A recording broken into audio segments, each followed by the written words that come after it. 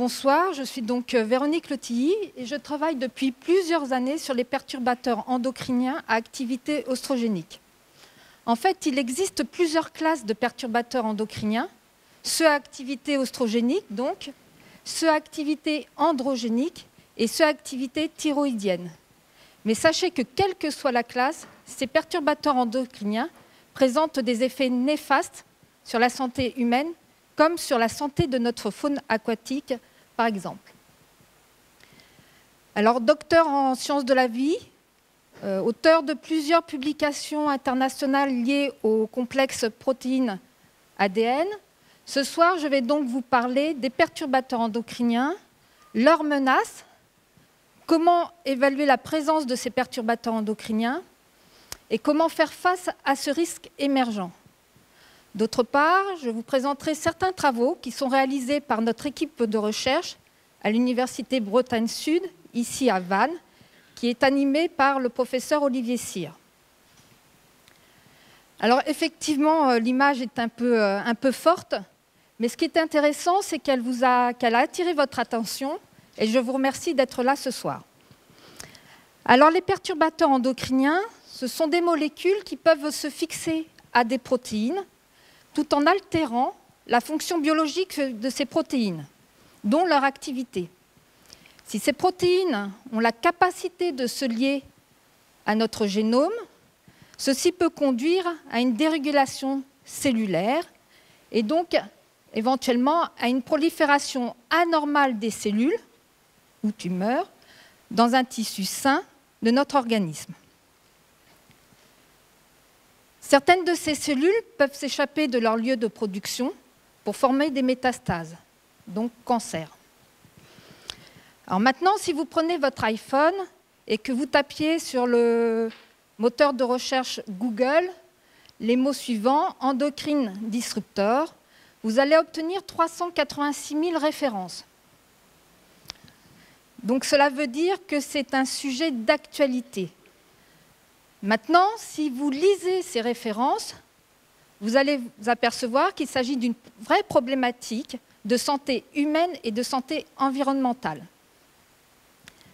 Maintenant, si vous rajoutez à ces deux mots le mot cancer, vous allez obtenir 172 000 références, ce qui signifie qu'environ 50% des références citées précédemment mettent en relation les perturbateurs endocriniens à ce véritable fléau qui est le cancer.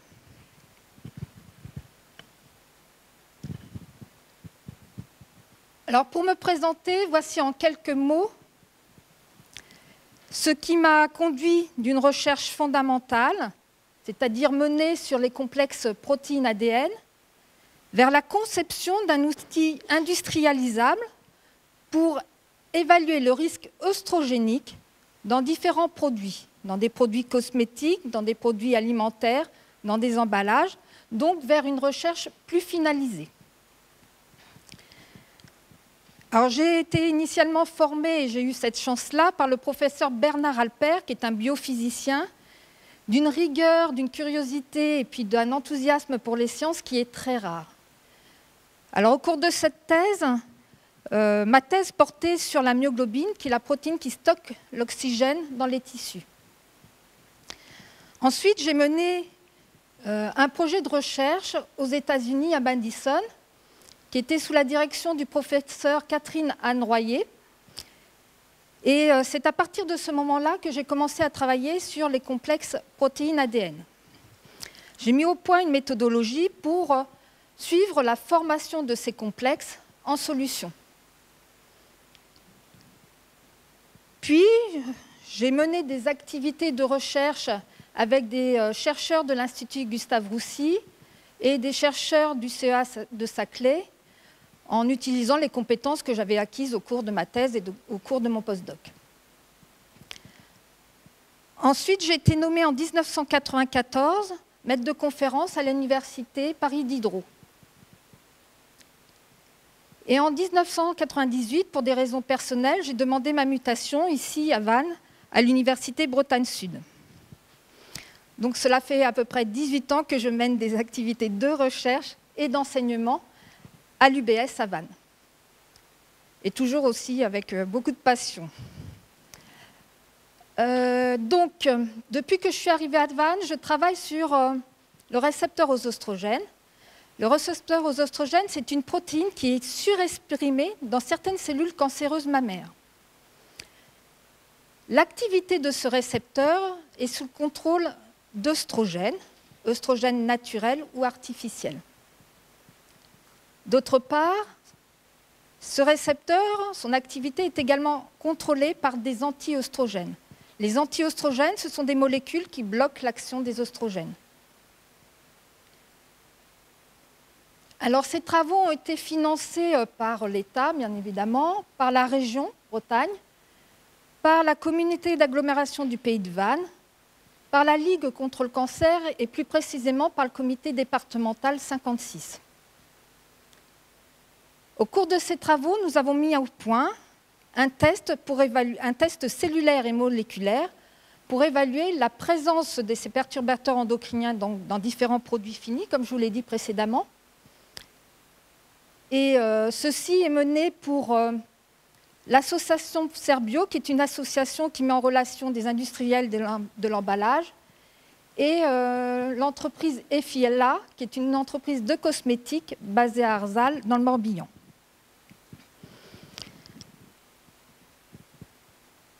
Donc cette année, en plus, nous avons eu la chance d'avoir un projet qui a été accepté et qui est financé par la région Bretagne et par les comités départementaux 56 et 35 pour tenter d'identifier des molécules qui cibleraient spécifiquement le récepteur aux oestrogènes. Car j'ai oublié de vous dire qu'il y a quelques années, avec la station biologique de Roscoff et notamment avec Stéphane Bach et Caroline Corbel, qui est ici présente dans la salle, on avait identifié que des anti-oestrogènes reconnaissaient également une autre protéine, autre que le récepteur aux oestrogènes, la protéine P25. Et cette protéine P25 est impliquée dans la maladie d'Alzheimer. Autrement dit, les oestrogènes et les anti-oestrogènes peuvent avoir différentes cibles protéiques. Et ceci complique l'histoire des perturbateurs endocriniens. Donc ce projet a pour but d'identifier des molécules qui vont cibler spécifiquement le récepteur aux oestrogènes, donc en vue d'identifier des drogues thérapeutiques pour les personnes atteintes d'un cancer du sein. Et également d'identifier des molécules qui ciblent spécifiquement la protéine P25, donc d'identifier des drogues thérapeutiques pour les personnes atteintes de la maladie d'Alzheimer. Alors vous n'êtes pas venu pour savoir mon parcours scientifique, mais par contre, vous êtes venu pour savoir ce que c'est que les perturbateurs endocriniens. Alors les perturbateurs endocriniens, c'est quoi? Alors, d'après la définition de l'Organisation mondiale de la santé, ce sont des substances chimiques d'origine naturelle ou artificielle, étrangères à l'organisme, qui peuvent interférer avec le fonctionnement du système endocrinien et induire ainsi des effets délétères sur cet organisme ou sur ses descendants. Alors ça veut dire tout simplement que ces perturbateurs endocriniens peuvent être des molécules étrangères qui vont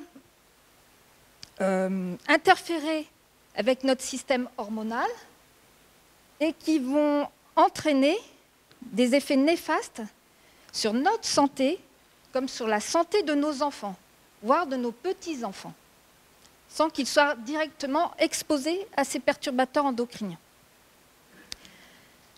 Alors, c'est quoi le système endocrinien? Comme vous le savez tous, notre corps est composé d'organes, donc de glandes endocrines. Et pour que ce corps fonctionne correctement, il faut que tous ces organes travaillent ensemble.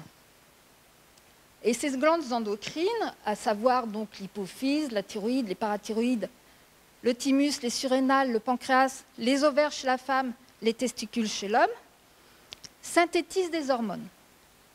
Ces hormones sont sécrétées dans la circulation sanguine, sont véhiculées dans tout notre corps jusqu'à atteindre leur tissu cible, où là, elles vont jouer leur rôle biologique. Alors, qu'est-ce qu'elles assurent, ces hormones? Alors, ces hormones assurent différents rôles. Elles vont jouer un rôle sur la reproduction. Évidemment, certaines hormones vont favoriser la formation de gamètes. Elles vont jouer sur la gestation, la lactation, sur l'instauration de certains caractères secondaires, sur le comportement sexuel. Ces hormones vont également jouer sur la croissance et le développement de l'individu. D'autre part, elles vont jouer sur le maintien de l'environnement interne, c'est-à-dire qu'elles vont contrôler le volume et la pression artérielle. Elles vont contrôler la balance de nos électrolytes. Elles vont contrôler nos os, nos muscles, notre graisse. D'autre part, ces hormones jouent un rôle sur la disponibilité énergétique. Autrement dit, elles vont contrôler le métabolisme des glucides, à savoir des sucres, et des lipides, à savoir de notre graisse. Donc vous voyez que ces hormones elles jouent un rôle important pour que notre organisme fonctionne au mieux. Donc toute dérégulation hormonale va conduire à des pathologies. Alors comment vont agir ces perturbateurs endocriniens? Alors ici, je vous ai présenté donc une glande endocrine où vont être produites nos hormones naturelles. Une des hormones naturelles chez la femme, ça va être l'œstradiol. Cette glande endocrine va libérer l'œstradiol, par exemple, dans le sang. Celle-ci va être transportée. Celle-ci va pouvoir se fixer à des récepteurs et donc jouer son rôle. Un perturbateur endocrinien, il peut jouer à toutes ces étapes.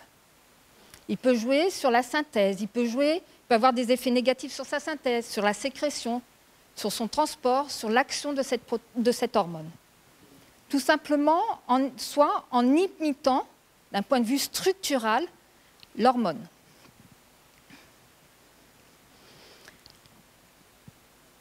D'autre part, ces perturbateurs endocriniens, ils agissent à de très faibles doses. C'est-à-dire qu'avec des concentrations, je dirais, 1 million de fois, non, on va dire du nanomolaire, ces perturbateurs ont une action. D'autre part, ces perturbateurs, dans un mélange de substances, peuvent avoir des effets qui sont augmentés.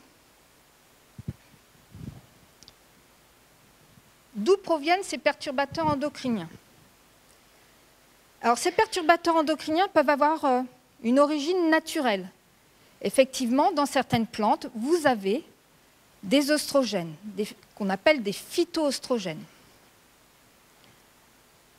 On va avoir des molécules qui peuvent présenter des effets négatifs sur notre santé, que l'on peut retrouver dans nos produits d'entretien, dans les aérosols, dans les produits cosmétiques, dans notre dressing. Les teintures sont remplies de perturbateurs endocriniens. Dans notre intérieur, il faut savoir qu'on retrouve des perturbateurs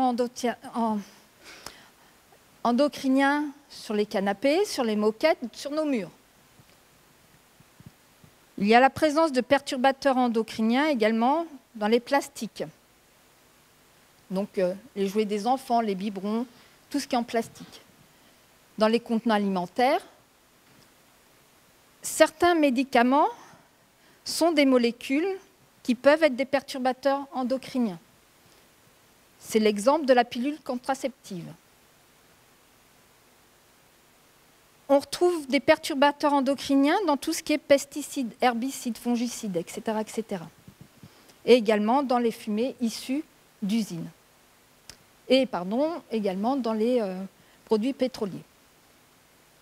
Donc, globalement, les perturbateurs endocriniens sont partout. Ils sont dans nos assiettes, ils sont dans notre air, ils sont partout. Donc, il faut qu'on vive avec. Alors, à quoi ça ressemble? Alors ici, je vous ai mis un certain nombre de molécules qui sont dites des perturbateurs endocriniens. À l'intérieur, je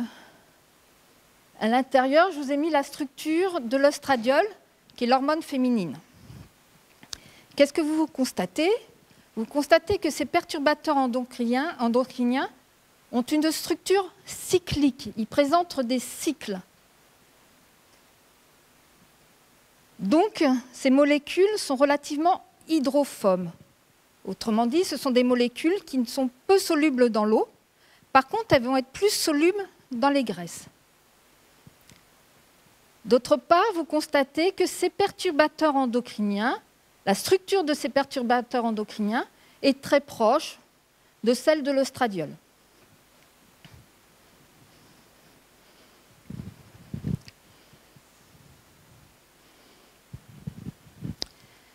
Alors, quels sont les risques de ces perturbateurs endocriniens sur notre santé humaine? Alors, comme on a vu que ces perturbateurs endocriniens allaient interférer avec le système hormonal, on va voir effectivement l'apparition de nombreux cancers qu'on dit hormonodépendants, à savoir la présence de ces perturbateurs endocriniens va faire que les cancers du sein vont augmenter, les cancers de la prostate, des ovaires vont augmenter. On va voir également l'apparition de maladies auto-immunes. Ces perturbateurs endocriniens sont également responsables de la fertilité, d'une augmentation de fertilité, de puberté précoce. En fait, qu'est-ce qu'on appelle la puberté précoce? Chez une fille, si on voit l'apparition des seins à partir de 7 ans, on se pose la question, on se dit, c'est pas normal. Et ceci peut être lié à, effectivement, une exposition à des perturbateurs endocriniens. Chez le garçon, ça serait apparition des testicules à partir de 8 ans. Donc, si ces caractères apparaissent très tôt, il vaut mieux aller consulter très vite. L'exposition à ces perturbateurs induit aussi des problèmes d'obésité, de diabète, de maladies cardiaques. D'autre part, on observe une féminisation et des maladies neuronales telles que la maladie d'Alzheimer. Donc, pour illustrer ça, je vous ai mis quelques chiffres. Aujourd'hui, cancer du sein, il y a 3,8 millions de cas, avec chaque année 50 000 nouveaux cas en France. Pour la maladie d'Alzheimer, on a aujourd'hui 850 000 individus atteints de cette maladie, avec 200 000 nouveaux cas par an. Alors pour tout ce qui est puberté précoce, effectivement, on s'aperçoit... Alors, une étude avait été réalisée aux États-Unis et ils ont noté qu'il y avait 10,4% des filles qui étaient atteintes d'une puberté précoce.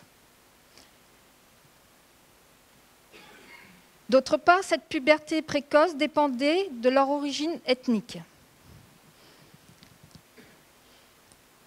En France, on observe que 15,5% de personnes sont atteintes d'obésité en 2016, alors que seulement 6,1% en 1980. Pour le diabète, plus de 3,7 millions de personnes sont atteintes de cette maladie en France en 2014. Donc vous voyez ici que les perturbateurs endocriniens induisent de nombreuses pathologies.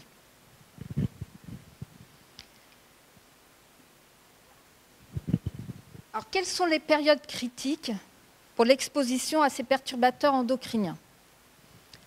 Alors ce tableau vous présente les périodes de développement de certains organes. Voilà. Et si ces perturbateurs endocriniens agissent pendant ces périodes, on va observer des pathologies. Donc comme vous pouvez le constater, les personnes les plus vulnérables, ce seront les personnes à l'état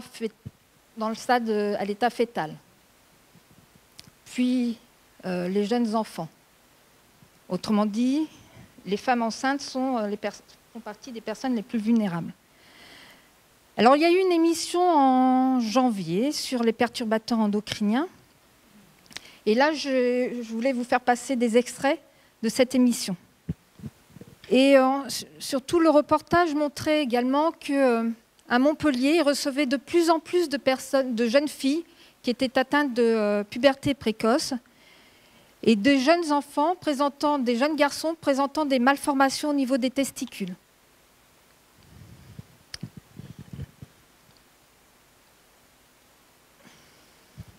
Alors, vous avez vu le risque sur notre santé, sur la santé humaine. Maintenant, notre faune aquatique est également exposée à ces perturbateurs endocriniens. Alors, ces perturbateurs endocriniens qu'on va retrouver dans l'eau, ça peut provenir de vos crèmes solaires au niveau des plages, au niveau de la mer. Ça peut provenir aussi des emballages qui sont jetés dans l'eau, des bouteilles plastiques également qu'on retrouve sur les plages. La dégradation de ces bouteilles plastiques peut conduire à la production de perturbateurs endocriniens dans nos eaux. Et là, vous avez l'histoire d'un poisson femelle et d'un poisson mâle. Et le poisson femelle demande à son mari « Mais c'est un petit garçon ou une petite fille ?» Et le papa répond « Je ne sais pas. » Voilà. Donc, en fait, pour les poissons, il a été montré qu'il y avait une féminisation des mâles. Donc une féminisation des mâles, ça veut dire qu'il y aura peut-être disparition de certaines espèces de poissons. Qu'il y avait des développements incomplets des organes génitaux, une production anormale de protéines par les mâles, une endométriose, des malformations, des mortalités embryonnaires. Donc vous voyez ici que ces perturbateurs endocriniens peuvent perturber notre système hormonal.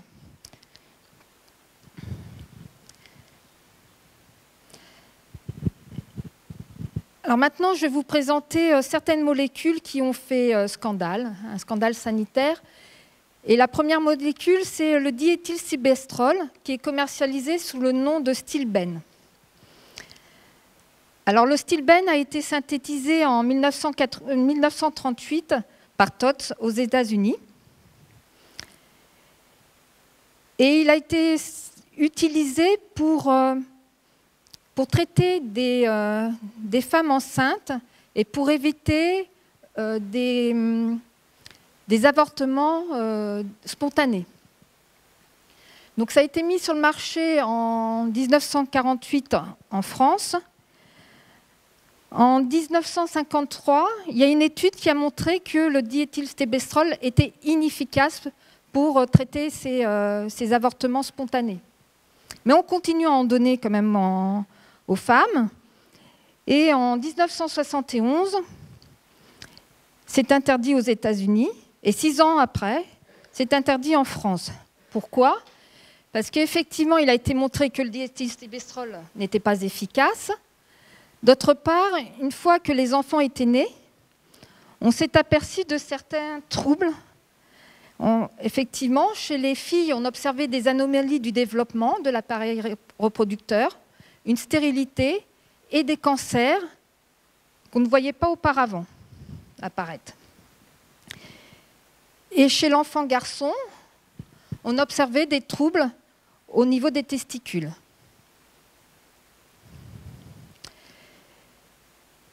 Et puis les filles ont eu des enfants, et ces enfants présentent encore des troubles.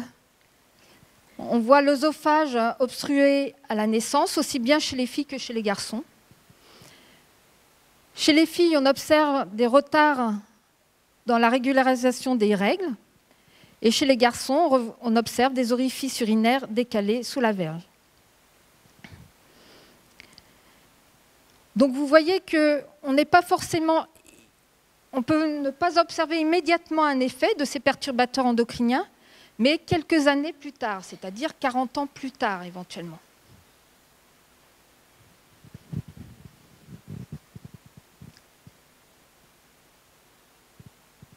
Alors un autre perturbateur endocrinien que vous connaissez bien, c'est le bisphénol A.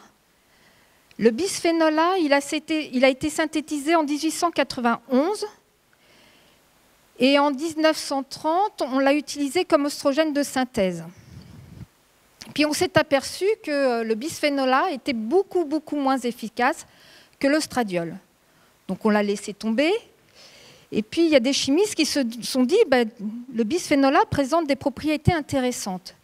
Effectivement, c'est un composé qui rentre dans les plastiques. Il rend les plastiques souples et transparents. Donc, il a été utilisé. Et en 1996, on a noté que des faibles doses de bisphénol A induisaient des effets sur les organes reproducteurs chez les souris mâles. En 2008, on s'est aperçu qu'il y avait une migration du bisphénol A du contenant vers le contenu quand on augmentait la température. Alors, il faut savoir que le bisphénol A se trouvait à l'époque dans les biberons en plastique. Donc très bien. Donc on le retrouvait dans le lait qu'on donnait à nos enfants. En 2010, le bisphénol A a été interdit dans les biberons au Canada. Et en 2011, seulement un an après, on l'interdisait en France. Donc aujourd'hui, il n'y a plus de bisphénol A dans les biberons, en tout cas en 2011. Mais par contre, vous avez encore vos placards qui sont remplis de plastique qui contiennent du bisphénol A. Donc, vu les effets du bisphénol A, parce que c'est un perturbateur endocrinien, en 2015, il a été interdit dans tous les contenants alimentaires. Or, ce bisphénol A se présente dans beaucoup de matières plastiques. Donc, vous allez retrouver ce bisphénol A dans vos autos, dans la construction de vos maisons, dans votre électroménager, etc., etc. Donc, vous le touchez au quotidien, le bisphénol A. Il faut savoir. Alors, vous allez me dire, oui, mais il est moins actif que l'oestradiol. Oui, certes, il est moins actif que l'oestradiol, que les œstrogènes. Le problème, c'est que vous le touchez régulièrement. Donc, vous êtes en contact régulier avec ce type de molécules. Alors, il y a une étude qui a été faite sur des mères rates. Donc, ils ont pris un certain lot de mères rates et ils ont alimenté ces mères rates avec une alimentation riche en graisse, pour certaines d'entre elles, et pour les autres, ils les ont alimentées avec une alimentation riche en graisse, mais supplémentée en bisphénol A. Et donc, ils ont fait un certain nombre d'études, et puis ils ont constaté qu'il y avait des modifications de notre génome. Alors, ces modifications, ça concerne notre ADN. Notre ADN a beaucoup moins de méthylation, pour ceux qui connaissent un petit peu, et puis en plus, ça modifie également la méthylation de certaines protéines qui se complexent avec l'ADN. D'autre part, il a été observé qu'il y avait une augmentation du récepteur aux oestrogènes. Vous vous rappelez cette protéine qui est surexprimée dans les cellules cancéreuses mammaires, avec une augmentation de la prolifération. Et à l'âge adulte, il a été noté des tumeurs mammaires plus importantes pour les enfants qui sont nés de mères alimentées en bisphénol A. Donc ensuite, vous avez des histogrammes, mais ça, c'est des expériences qu'on avait réalisées, mais je vous expliquerai un peu plus tard. Un autre scandale, c'est l'utilisation du chlordécone. Alors le chlordécone, c'est une molécule active qu'on trouve dans les pesticides. Alors ces pesticides étaient souvent utilisés pour traiter les bananeraies qui étaient envahies de charançons. Alors les charançons, c'est les petites bêtes noires là, que vous voyez là. Donc ça détruisait toutes les bananeraies. Donc ça a beaucoup été utilisé en Guadeloupe et en Martinique.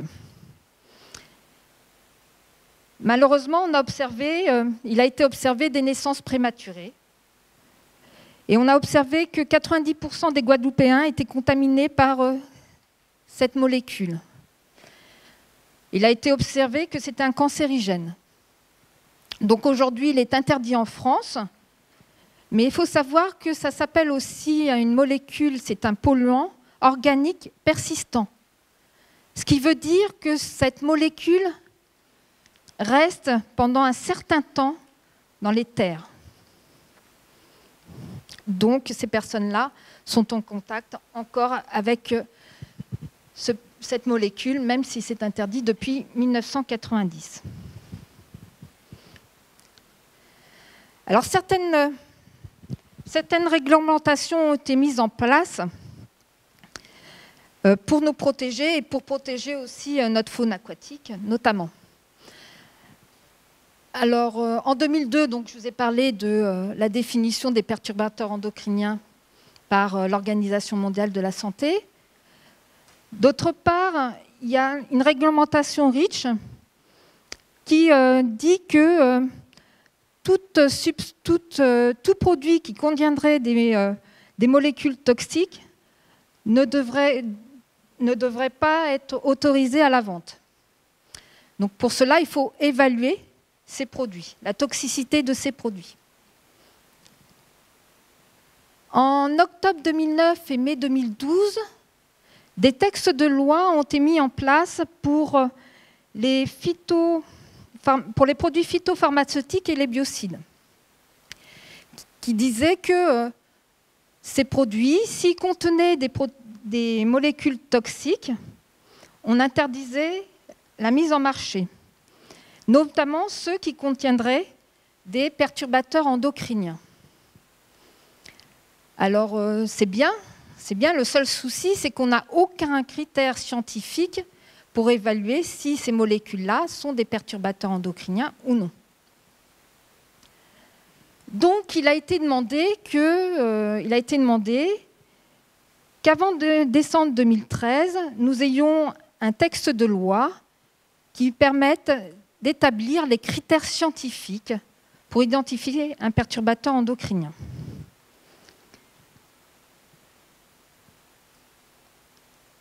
Malheureusement, il n'y a pas eu de texte. Donc, il y a eu des sanctions en décembre 2015 vis-à-vis de la Commission européenne. Et aujourd'hui, nous sommes toujours dans l'attente de cette définition, de ces caractères, de ces propriétés de ces perturbateurs endocriniens, ces caractéristiques scientifiques. Alors, on pensait qu'on allait avoir un texte en janvier 2017, mais non, nous ne l'avons toujours pas, ce texte-là. Donc, beaucoup de nos politiques sont assez révoltés, parce qu'aujourd'hui, on est quand même tous exposés à ces molécules-là, et qu'il faut absolument que ces critères scientifiques soient donnés pour pouvoir interdire l'utilisation de certains produits. Toutefois, sachez que le gouvernement met en place des actions pour évaluer la toxicité de certaines molécules.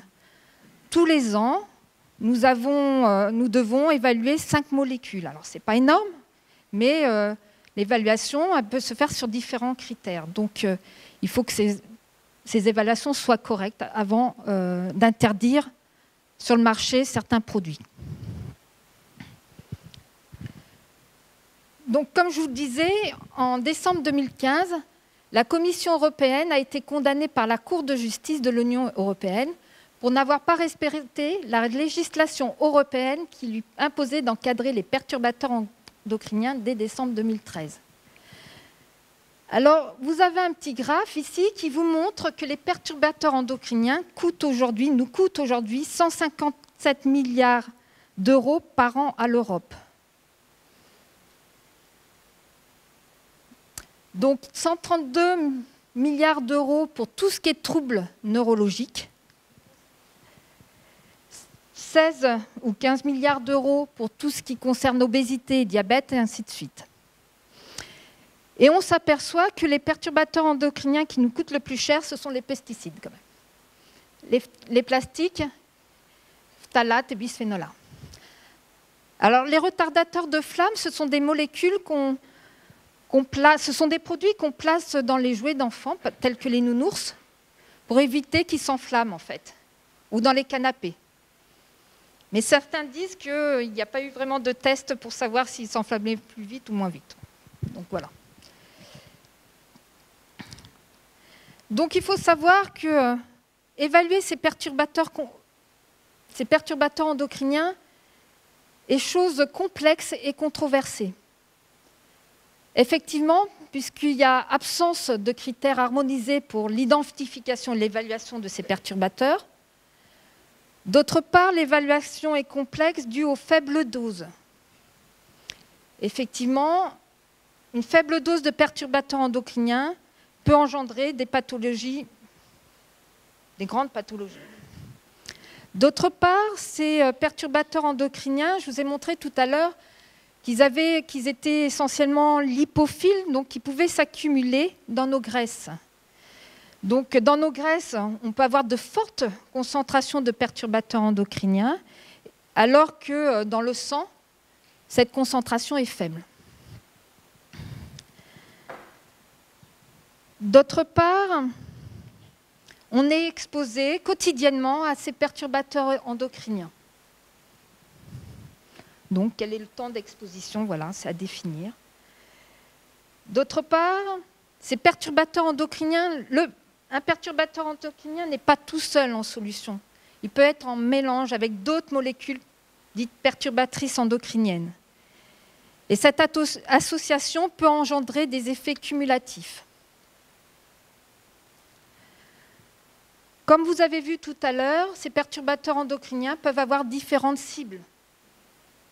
Effectivement, elles peuvent jouer sur, tout à l'heure on a parlé du récepteur aux oestrogènes, donc il peut être une cible. L'autre cible pourrait être la protéine P25, etc., etc.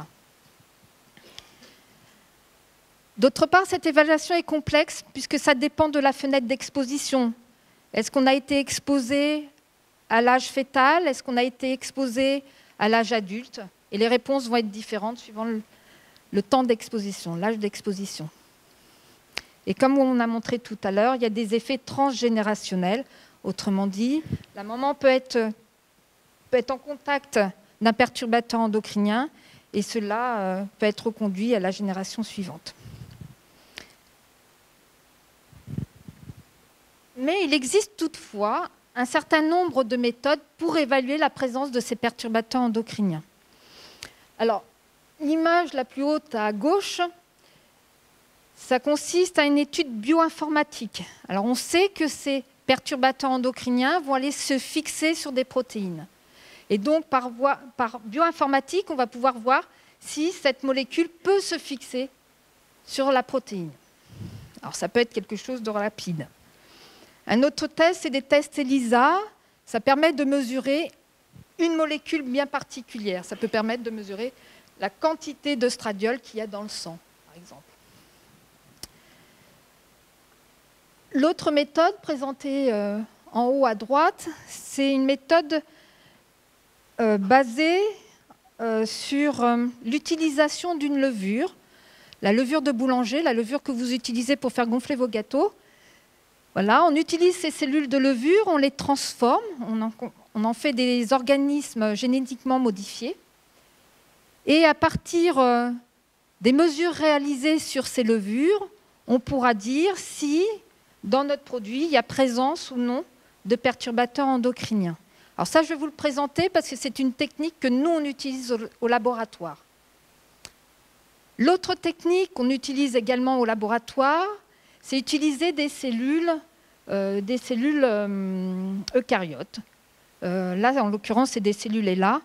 Mais voilà, c'est des cellules eucaryotes, c'est pareil, c'est des cellules qui ont été transformées, c'est des cellules humaines qui ont été transformées génétiquement pour pouvoir évaluer l'effet de ces perturbateurs. Alors tout à l'heure, vous avez vu un petit film, et ça consistait, c'est effectivement la société Watchfrog qui utilise des têtards. Alors ces têtards, en l'absence de perturbateurs endocriniens ne sont pas éclairées. Par contre, en présence de perturbateurs endocriniens, vous voyez apparaître une coloration verte. Autrement, vous pouvez utiliser aussi le modèle de la souris. Alors, certaines filières ont l'interdiction d'utiliser les animaux pour faire des tests. Donc, ne peuvent pas utiliser le tétard ni la souris. Donc, ils passent par les cellules eucaryotes, notamment la filière des cosmétiques.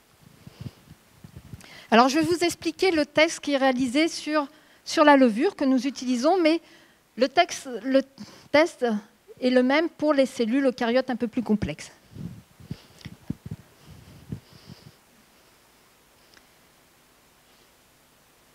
Alors, au cours de nos travaux, on a transformé des levures par ce qu'on appelle des vecteurs pour rendre la levure, pour que la levure puisse produire du récepteur aux oestrogènes, qui, je vous rappelle, est la protéine qui va fixer les oestrogènes. D'autre part, dans cette levure, on va mettre ce qu'on appelle un vecteur rapporteur, quelque chose qui va pouvoir quantifier la fixation de ces oestrogènes aux récepteurs aux oestrogènes.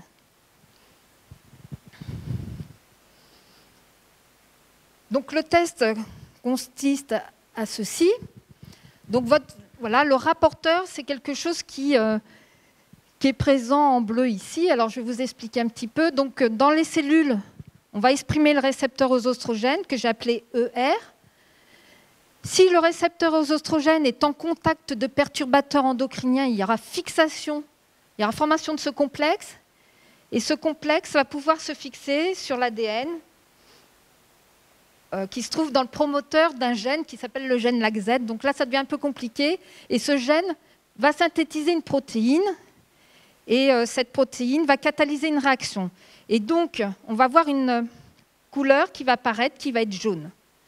Donc, suivant la quantité de perturbateurs endocriniens qu'on a dans notre solution, on va avoir une coloration plus ou moins jaune. Ce qui nous permettra de doser la présence de ces perturbateurs.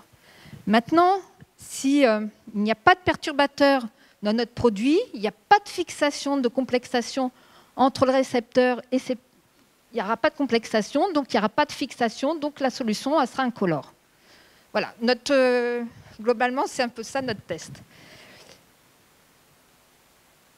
Ça, c'est notre test cellulaire, et en plus, on a un autre test, c'est un test moléculaire, mais qui donne à peu près le même type de réponse. Alors, vous allez me dire pourquoi vous avez deux tests, parce que dans certains cas, les produits qu'on teste peuvent tuer nos cellules. Donc, si ça tue nos cellules, on ne pourra pas faire les mesures. Donc, on passera par le test moléculaire.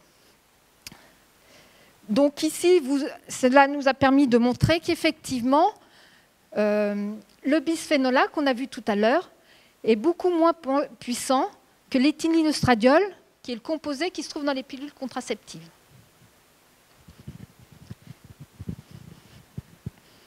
Et que ces deux tests sont complémentaires. Alors voilà, on a testé différents produits de cosmétiques. Alors effectivement, la société Fila nous envoie régulièrement des produits à tester. Et donc on pratique nos expériences. Et à partir de ceci, on peut leur dire il y a ou il n'y a pas de molécules de type perturbateur endocrinien dans vos échantillons. Donc ici, vous avez un conservateur qui a été testé. Et quand on fait ces expériences-là, on ne le fait pas qu'à une seule quantité de produits. On le teste à différentes quantités de produits afin de voir si la réponse est proportionnelle à la quantité de produits utilisés. Donc si c'est proportionnel, ça veut dire que l'effet est vrai et qu'il s'agit vraiment d'un perturbateur endocrinien. Donc on a testé un conservateur qui est le propylparabène. Effectivement, dans nos produits cosmétiques, on peut avoir du propylparabène. Ben, c'est un perturbateur endocrinien qui n'est pas interdit aujourd'hui. On a testé aussi un filtre solaire, donc c'est le scalol, et vous voyez également que le scalol est un perturbateur endocrinien. Donc dans vos crèmes solaires, il se peut qu'il y ait des perturbateurs endocriniens. Donc vous vous protégez contre les UV, mais en même temps vous vous exposez à des perturbateurs endocriniens. Voilà, après, il faut...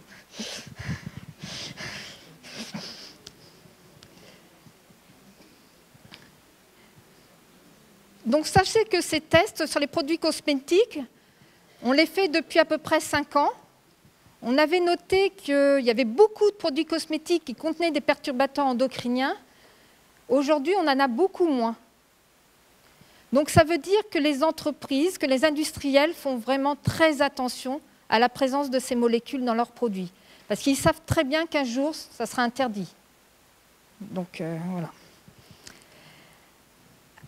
Alors ici, on a testé des capsules de café. Vous savez, ceux qui ont des... Voilà, ben voilà, on a testé ces capsules-là. Et bien, quelle que soit la capsule de café qu'on a testée, on a vu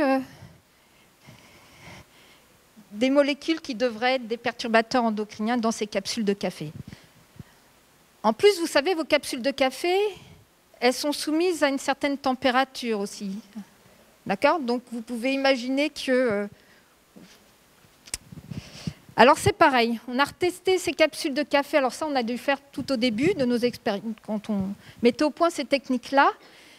Et on nous en a envoyé une récemment, et il n'y avait pas d'activité oestrogénique. Donc, on s'est dit, voilà, les industriels de l'emballage font attention aujourd'hui. De toute manière, s'ils nous les envoient, c'est bien pour les tester, pour pouvoir dire est-ce que je le mets sur le marché ou je ne le mets pas sur le marché. Donc ils sont sensibles quand même à la présence de ces perturbateurs endocriniens. Alors dans certains cas, vous voyez, on n'a pas d'effet. Donc quelle que soit la quantité de matériaux, parce que là c'est un matériau, quelle que soit la quantité de matériaux, la réponse est identique, donc il n'y a pas d'effet. Alors à chaque fois qu'on fait nos tests, on fait une courbe de référence en parallèle avec l'œstradiol, qui est l'hormone de référence. Et toutes ces expériences sont répétées au moins 3 fois, de façon indépendante. Donc, après, voici un exemple d'emballage qui présente un effet. Alors grâce à la courbe de référence, et à partir des courbes obtenues pour le matériau, on peut en déduire une concentration de perturbateurs endocriniens équivalent à l'œstradiol. Donc ça, c'est ce que nous avons fait sur des produits qui nous avaient été transmis par Effila et Cerbio. Alors il y a quelques années, on a fait une étude aussi sur l'eau du golfe du Morbihan. Donc il y avait un projet qui avait été accepté, qui avait été financé par l'Université Bretagne Sud à l'époque. Et donc on a fait des tests au niveau de l'eau de Locmaria-Caire. Donc toutes les semaines ou tous les 15 jours, on allait chercher de l'eau et puis on analysait cette eau. Et en parallèle, on avait mis aussi des huîtres en vue de déterminer également, puisque l'huître c'est un bioindicateur, ça nous permet de dire s'il y a présence ou non de polluants.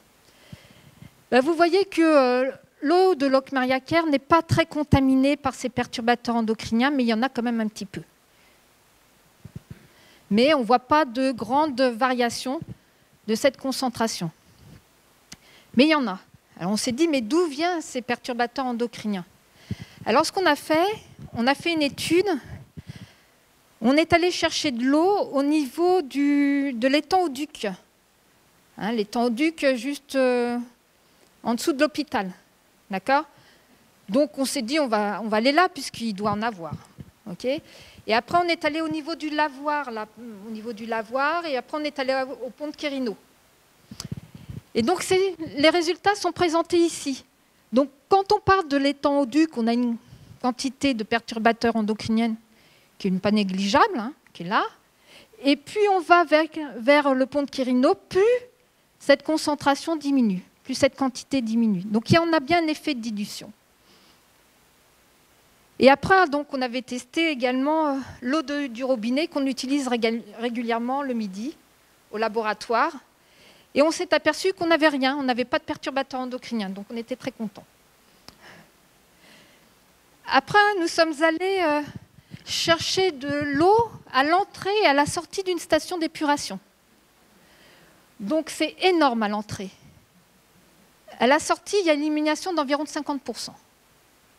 Donc le reste est revéhiculé dans nos eaux.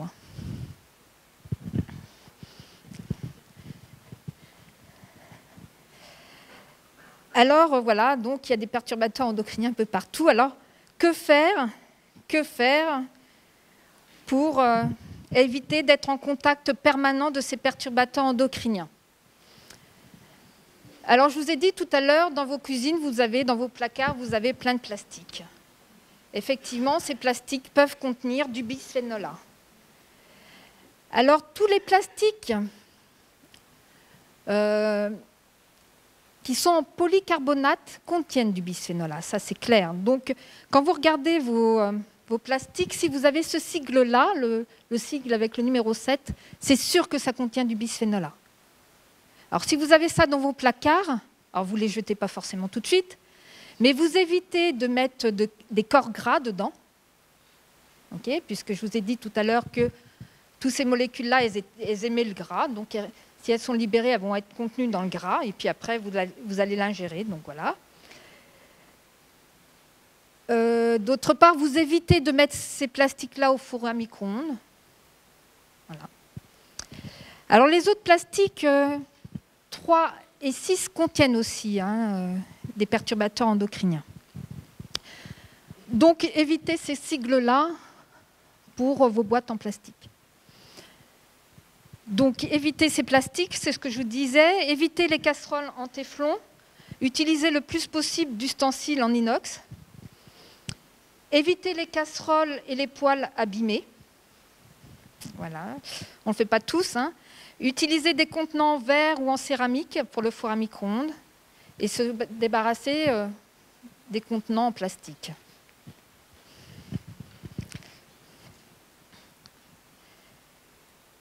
Maintenant, ce qui se passe dans nos assiettes.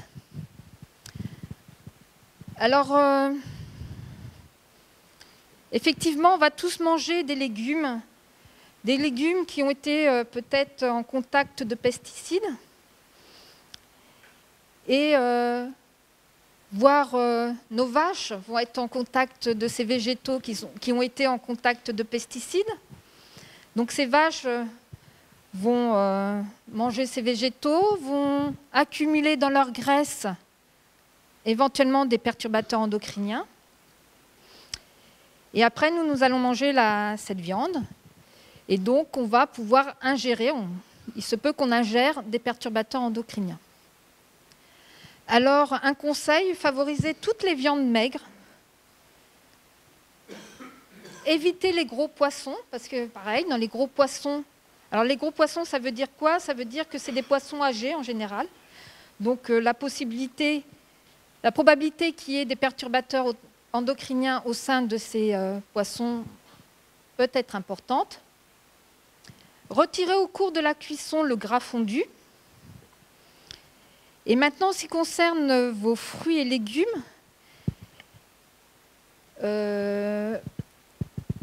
lavez les fruits et vos légumes, voire les éplucher, ça serait bien. Essayez de consommer plutôt des produits biologiques. Et comme je vous ai dit tout à l'heure que le golfe du Morbihan était quand même relativement peu contaminé par ces molécules-là, essayez de privilégier aussi les produits biologiques locaux. Ça évitera également d'acheter des produits sur lesquels on a rajouté des conservateurs et pour le transport, etc., etc. Éviter réduire la pollution. Éviter certains additifs, le E214 jusqu'à E219 et le E320, qui sont des perturbateurs endocriniens. Et choisir des aliments frais pour éviter justement ces conservateurs.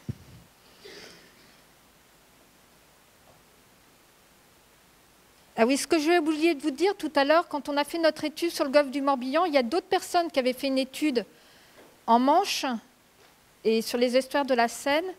Et elle a reproduit ces études-là également tout au niveau de nos côtes. Et elle s'était aperçue, quand même, les personnes s'étaient aperçues que nos côtes étaient beaucoup moins contaminées que la Manche. Donc c'est plutôt bien. Pour nous, en tout cas. Dans notre salle de bain, évitez certains produits cosmétiques qui contiennent ces composés-là. Donc les phtalates, ça c'est clair, évitez les phtalates, les parabènes. Le triclosan, on le retrouve souvent dans les dentifrices. Voilà, donc évitez ces produits qui contiennent ces molécules-là. Alors vous allez me dire, on ne va peut-être pas aller au supermarché avec une loupe, non, ça c'est sûr, mais bon, regardez un petit peu vos produits. Et si vous pouvez acheter des produits de soins de marque certifiée bio. Alors vous allez me dire, peut-être bio, non bio, voilà, il y a peut-être une politique là. Sachez que on peut supposer que les produits biologiques contiennent moins de pesticides que les produits non biologiques. On peut supposer, on espère en tout cas. Alors maintenant, au niveau de l'entretien ménager et du jardin, alors au niveau de l'entretien ménager, aérez régulièrement votre habitation, 10 minutes par jour, c'est bien. Parce que vous avez des poussières, vous avez des fibres en suspension. Ces fibres peuvent contenir des perturbateurs endocriniens. Utilisez comme produit d'entretien le vinaigre blanc. Voilà. Évitez de diffuser des aérosols, d'utiliser des bougies parfumées, de l'encens. Et supprimez tout ce qui est pesticides non biologiques.